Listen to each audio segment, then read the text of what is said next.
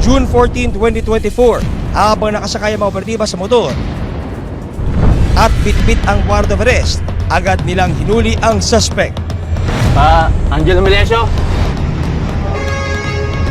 Bakit to? Anong problema?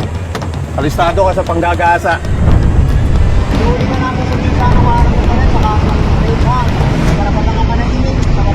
May karapatan kang kumuha ng abogado. Kung wala kang pabayad ng abogado, ang estado magbibigay sa'yo. Malinaw? Habang nasa police station ng suspect, itinanggi ni Jello ang mga paratang ng dalagita.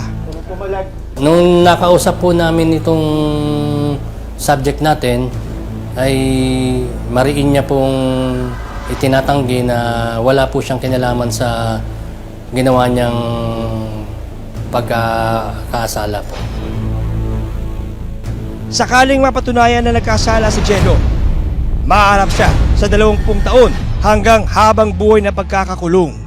Hindi po pwedeng makapagpiyansa ang mga kasong rape, lalo ang victim natin is minor. Sa pagkakakulong ni Jello, tila nakahinga ng maluwag si Joanna at nabawasan ang kanyang pag-aalala. Kasi ang laki talagang katahimikan ng buhay pero nahuli siya. Nawala na yung pag-iisip ko na baka patayin niya ako. Wala na yung negative thoughts ko na gano'n. Laking pasalamat naman ni Joanna sa kanyang tita Agnes sa pagtulong sa kanya na masampahan ng kaso ang suspect. No, thank you. Kasi tinulungan niya ako. Grabe, dinamdam ko talaga, di ako nagsabi.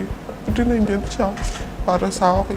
Tinutulungan nila ako para makausad doon sa problema ko yun. Paalala naman ni Joanna sa mga katulad niya na nakakaranas ng pang-aabuso, huwag matakot at agad na magsumbong sa mga kinauukulan. Laban lang ng laban. Papabor din sa akin yung panahon.